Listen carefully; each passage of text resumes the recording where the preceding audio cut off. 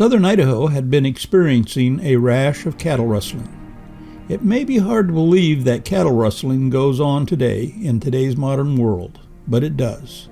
Whenever there's a downturn in the economy, the rustlers come out of the woodwork.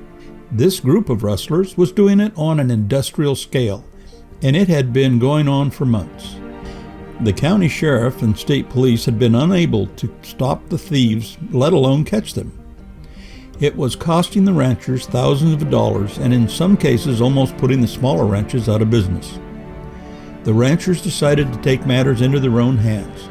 They held a meeting that was attended by ranchers from all over the area. No outsiders were allowed, including the press. In the meeting, the ranchers divided the counties into patrol zones, established a roster of who was to be on patrol and when. They also discussed what would happen to any perpetrators that were caught. This was back in the day when every pickup truck had a gun rack in the back, and it held at least one rifle and possibly a rifle and a shotgun. The weapons were left in the truck and no one bothered them. No one misused them. It was a time where people respected each other, and most people were honorable. You looked after your neighbor like you did yourself. After the meeting, one rancher was singled out by the local news media as he was preparing to get into his truck.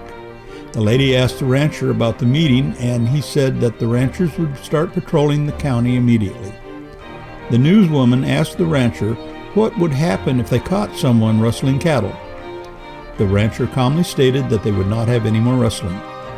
The newswoman again asked the rancher what would happen to a rustler if they caught him. Again, the rancher calmly stated that they would not have any more problem with rustling.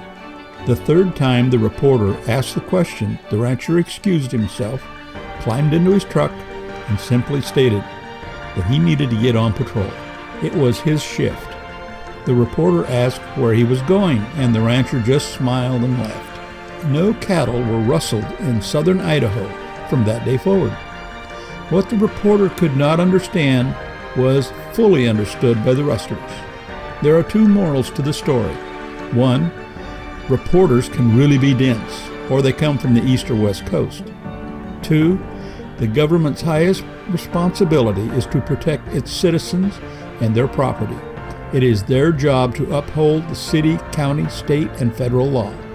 Government by the people and for the people is the American way. Changing our representatives through voting and petition for change in the law is also the American way. Historically, when government, by inability or intention, fails to meet its responsibility to protect its citizens, the citizens have the right to defend themselves as required. This may be individually or as an organized group.